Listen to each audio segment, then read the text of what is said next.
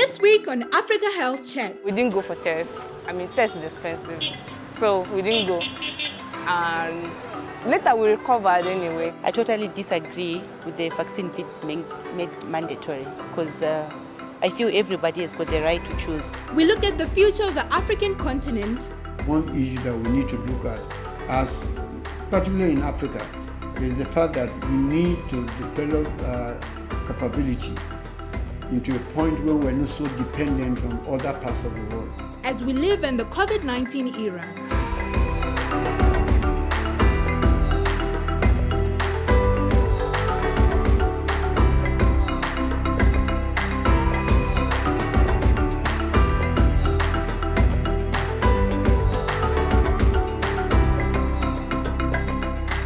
Good day and welcome to Africa Health Check, where we reflect on Africa's response to the COVID-19 pandemic. I'm Horontlejang Paladi. On today's show, we will be discussing Africa's future after COVID-19. But before we do that, let us have a look at Africa in numbers. This week on Africa in numbers, we look at the daily new COVID-19 death rates on the continent and highlight the top countries reporting the highest 7-day average rates as of the 20th of February 2022. South Africa's 239 daily deaths is the highest daily death rate average on the continent, followed by Tunisia with 63, Egypt with 58, Morocco with 16, and Algeria reporting an average of 10 daily deaths. For more on these statistics, log on to the official Africa CDC website. And that is our African numbers for this episode. And as I've already said, we will be discussing the future of Africa after COVID-19. And to help me with that discussion, our special guest for today is Dr. Githinji Gitai, who's the Group CEO of Amref Health Africa.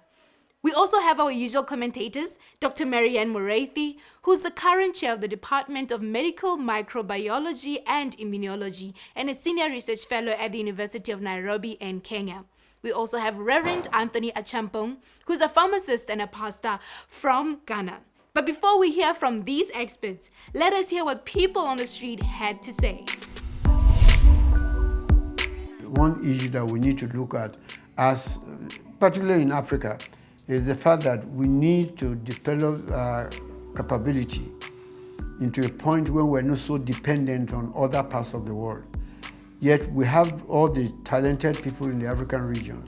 However, our governments must create the enabling environment, that enabling environment for the talents we have in Africa to function maximally so that they can be part of the contributors to the solution to COVID rather than consumers of the product of other countries.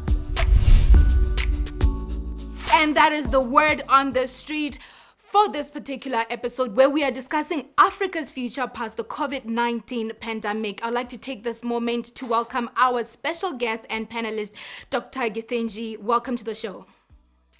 Thank you very much, Gigi. Thank you. Thank you so much. Maybe let's start off by just allowing you to just introduce yourself briefly. So my name, as you've said, is Dr. Githinji Gitai. I'm Kenyan by birth, but global by vision and work. And I am a medical doctor, trained medical doctor. I practiced in Kenya for a few years, but then I moved on into health policy and advocacy many years ago. That will probably be more than 15 years ago. And then currently, I work with Amref Health Africa, which is Africa's largest health development organization that's actually born, bred, and headquartered in Africa. We are headquartered in Kenya, but we have offices and operations across the continent and also offices in Europe and North America that help us with fundraising. So that is me. And previously, I worked with an organization called Smile Train, where we were providing free care for children who are born with cleft lip and palate. So I have been in health development for several years now. But I'm also passionate about family, passionate about people, and everything I do, I start with people first.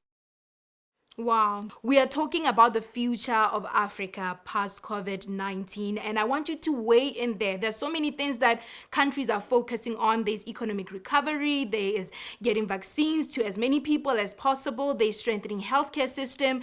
What do you think should be the priority? This is a very complex question, Gigi, because every time we ask this question, many people will tend to take an advocacy approach to this question, to say government need to do better, government need to pay attention to this and that, they need to provide more money. But I would like to paint a picture here that actually kind of gives us some sobriety about the situation we are in, where we have been, where we are, and where we are going.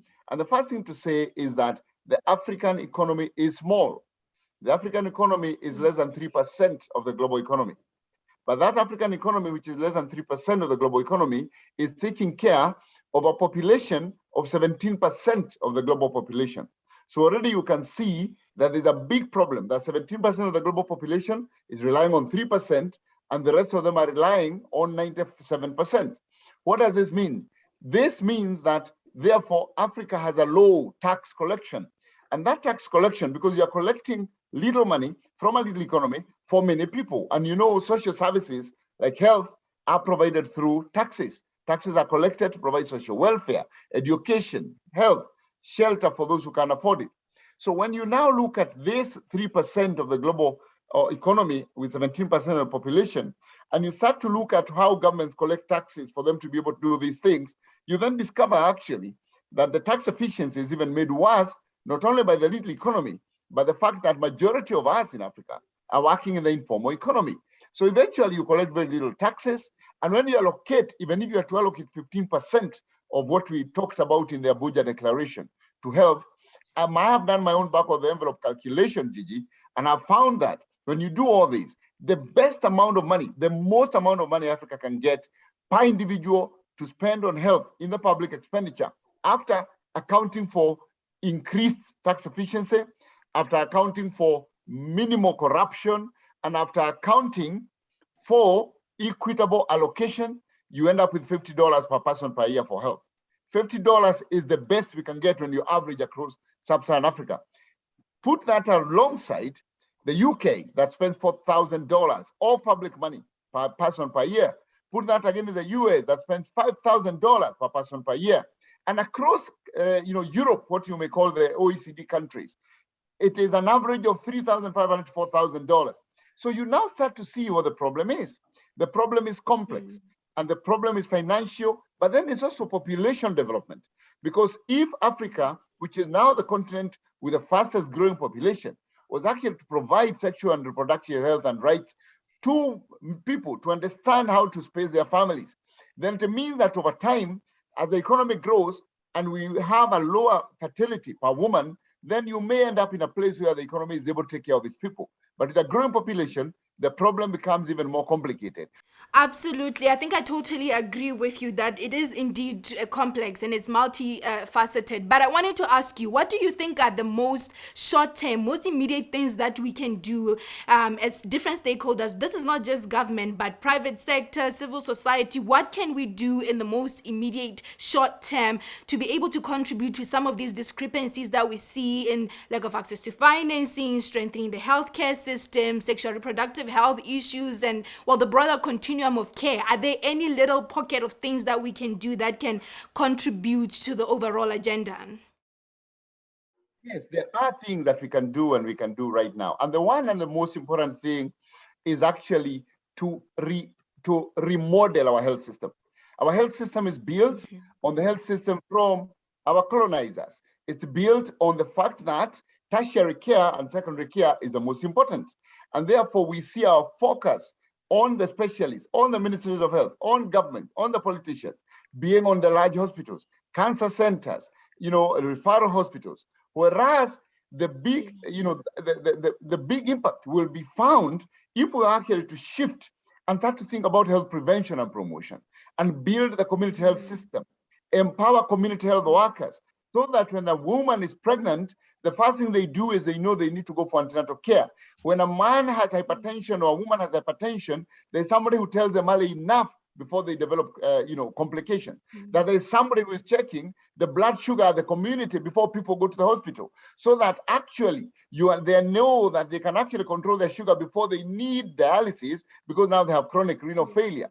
If we don't do that, then it means we'll never afford healthcare because we'll be waiting for the most expensive part of healthcare, which is curative. So we must remodel the health system. That's the immediate thing. Focus on community, people-centered, and get community health workers and put them as priority over all, as you build the cadre, but it's continuum. So you must consider every other cadre, but build community up. The second thing is to empower the people, because the people can demand better care. Right now, Gigi, that if a woman goes to a hospital, loses their child, they say it's God's will. But it's not God's will, because they would have received better care if the people demand better care from the duty bearers. And those duty bearers are government and their leaders and politicians. So this is the other thing we need to do. Community and social participation is critical in every country. Absolutely. Thank you very much, Dr. G. I'm going to jump to Dr. Marianne. Maybe you could also weigh in there. What are the mistakes that we need to look out for and make sure we do not repeat if we are to indeed strengthen our healthcare system and make sure that it is ready for any pandemic and is actually proactive towards addressing health issues?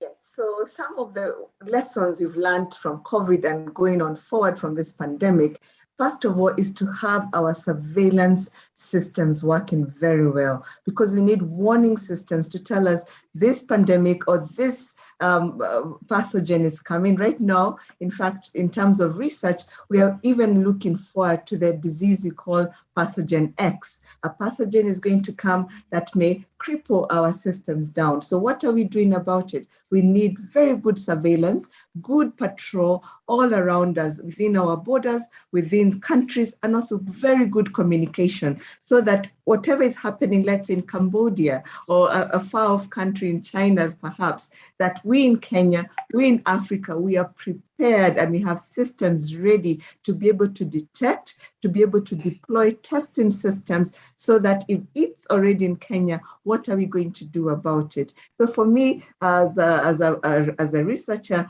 and we also call ourselves a virus hunter, we are quite aware and quite passionate in developing these systems, in developing testing strategies and detecting any unusual fevers or any unusual symptoms, and then having structures to report this all the way down to the ministries, to the correct people, so that we can address this. So I'm speaking from a practical perspective on what we need to learn from this and what to do right in the next time.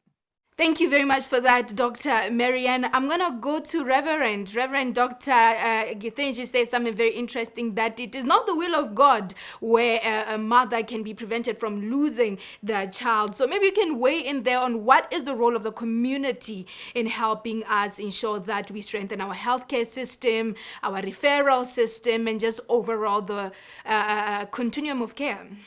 Yeah, I believe that the solution is a collective effort. I do believe that it is time, for us, unlike Dr.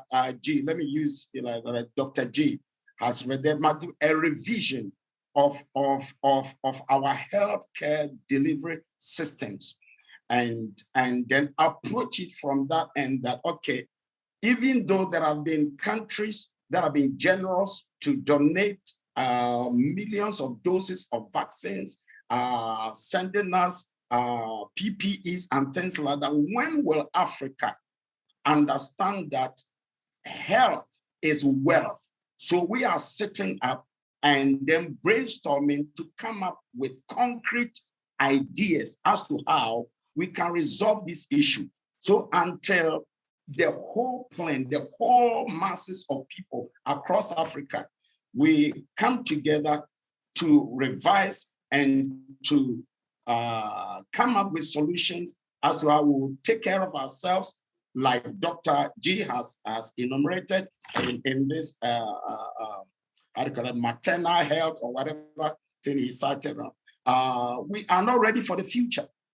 The future will be bright for Africa if we can look at what has happened now with COVID and our inability to respond immediately. If we are able to sit up and then drum up and come up with some ideas, i.e. Challenge our pharmaceutical and medical manufacturing companies, challenge our governments and our leaders to give and to support the health institution. We are not ready for the future. And any other pandemic, of course, we are not out of the woods yet, but any other thing that hits us will be very damaging. Absolutely. Thank you very much for that. We're going to continue this conversation on the other side of the break, but for now, it is time for us to have a look at what people on the street had to say. According to the situation that we are going through, I think the only way is for the mandatory vaccine to be implemented here in Malawi. Yes, we might talk about people's rights, but what is the most paramount right? I think the right to life is paramount. So much as we do respect the people's right to have a choice either to get vaccinated or not, but I think mandatory vaccination would be the way to go. Should vaccines be made mandatory, is according to me. I believe it's a violation of a basic human right, because more special is something which is going to get in your body. So as for me, I believe they should not be made mandatory. People should be allowed to choose. Welcome back from the break, and do remember you're watching Africa Health Check, and today we are talking about Africa's future past COVID-19. Dr. G, let us talk about whether we've learned enough and we are actually going to enhance our capacity to be able to locally procure vaccines and other healthcare commodities, because that was also another challenge. You know, we had to get commodities from the West and wait to be at their mercy to receive those commodities. So what are we saying here as Africa in ensuring that we safeguard the capacity for local procurement of healthcare commodities? Yeah, this is a really critical issue, Gigi. And the issue is that we first need to realize that Africa is a fragmented continent. So you have 54, 55 member states, and each of them independent regulatory mechanism, independent everything. And that results in geopolitical competition. So every country wants to be the first one to do this, the first one to do that, so that their people can vote for them. And this doesn't help the continent. And this is why, for the longest, the continent has depended on vaccines procured from outside the continent. Africa only produces 1%, only 1% of the vaccines that it consumes. But out of the other 99 that come in, where do they come from? They come from funded programs by the Global Vaccine Alliance. So it's not African countries buying them. Many of them, other than the countries that are Northern Africa and maybe South Africa, majority of the other countries are receiving from the Global Vaccine Alliance, which brings a very interesting angle that even if Africa was to manufacture its vaccines, who will buy them? Because if all the vaccines coming are free, then who will buy them? Which then says that for Africa, for the future, we need to do several things, and I conclude. One, we need to create a common market. And I think the Africa Continental Free Trade Area is very timely, and countries need to take it very seriously. Secondly, we need to create a common regulatory framework. There is already a treaty, the Africa Medicines Agency Treaty, and it needs to be ratified so that if a vaccine is manufactured in Senegal, it can then be available across the continent without every country trying to go and regulate it or approve it. Now, if we do these things, then we ask ourselves the last question.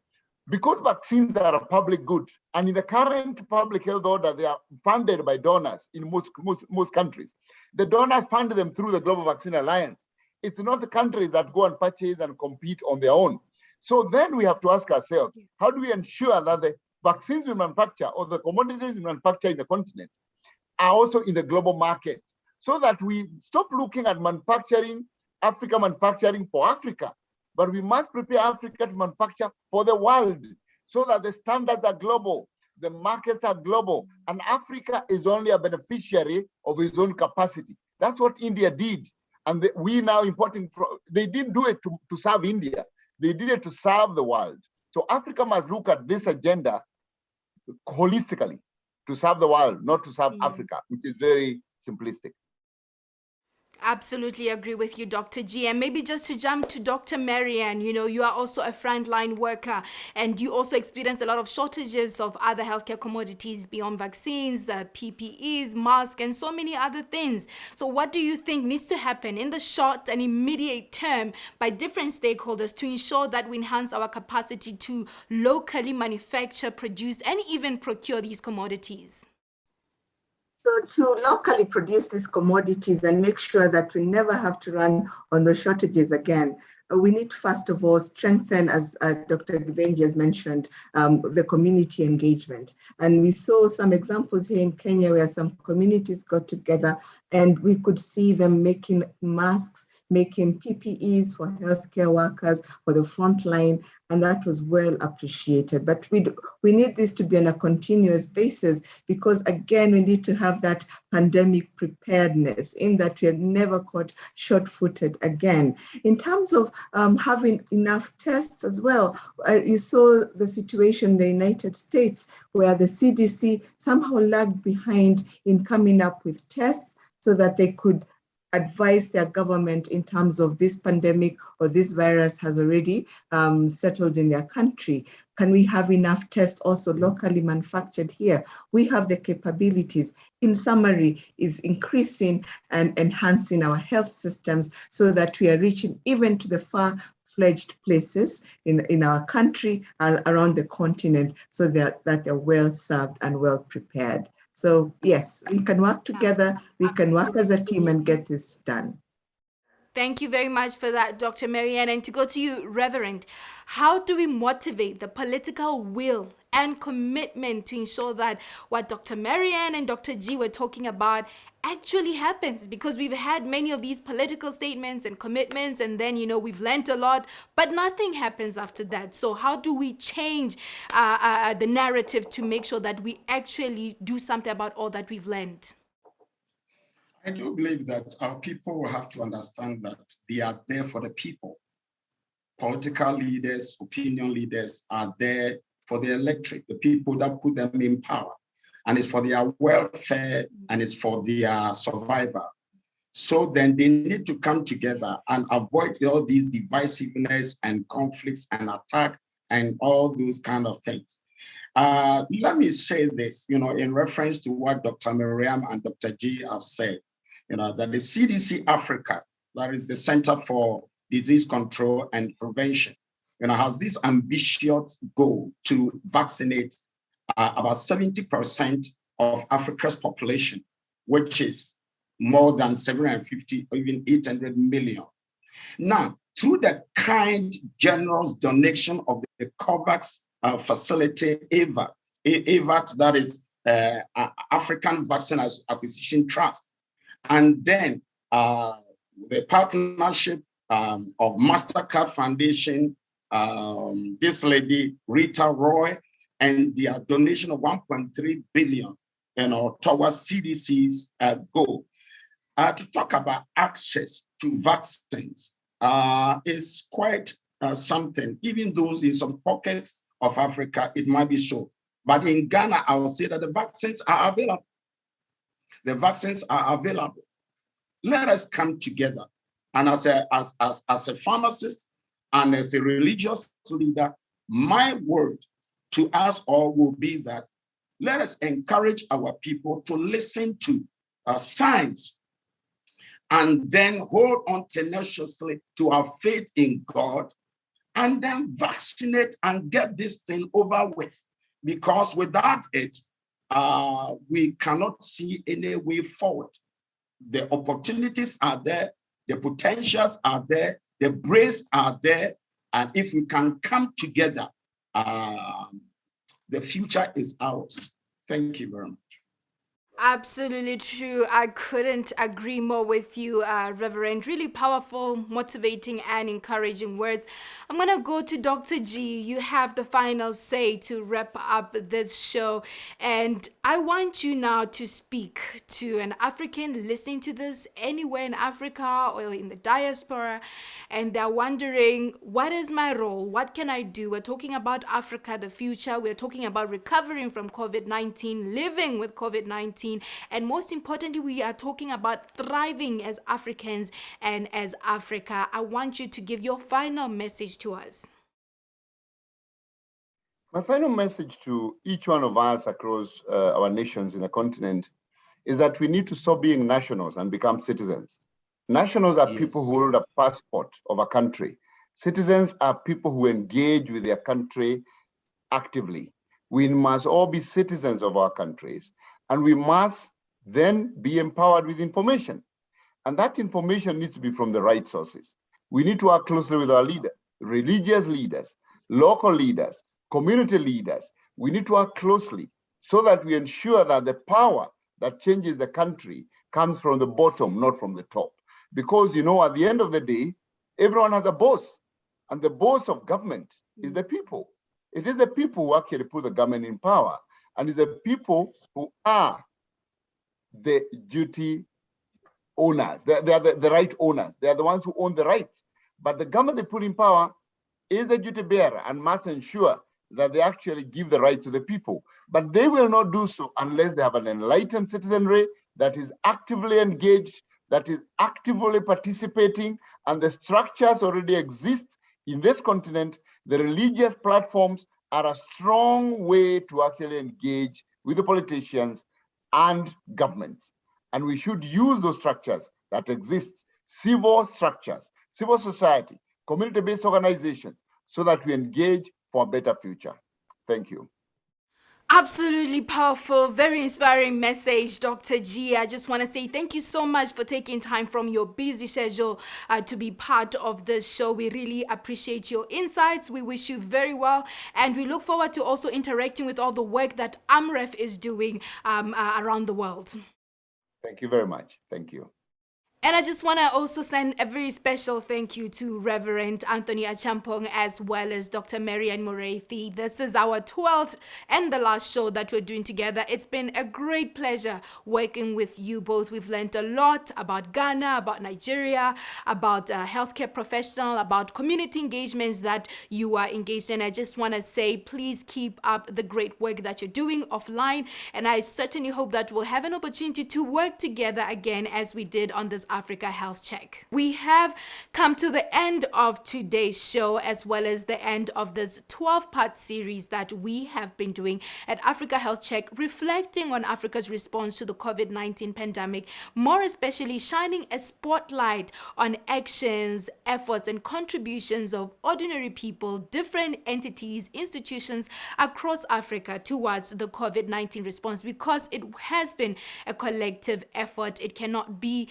any singular person or any single government's responsibility. It is our collective responsibility as Africans to really contribute to the response. And as the experts have already said, it is, at the end of the day, our responsibility as individuals, as Africans, to stop being nationals, to be citizens, and actively take part in what is happening in our countries. And it just starts at community level. Ask yourself today, what am I doing for the betterment of my community? What am I doing to improve the standard of living and the livelihoods of people around me? Because all of us have a social responsibility, and all of us have to play our role if we want to see that collective difference, and if we do want to see that beautiful and fruitful and nourishing future that we want to take Africa to. Thank you very much for being part of the show. Do connect with us, Africa Health Check, on social media. We want to hear from you from now on. And do remember that the future is Africa, the future is today.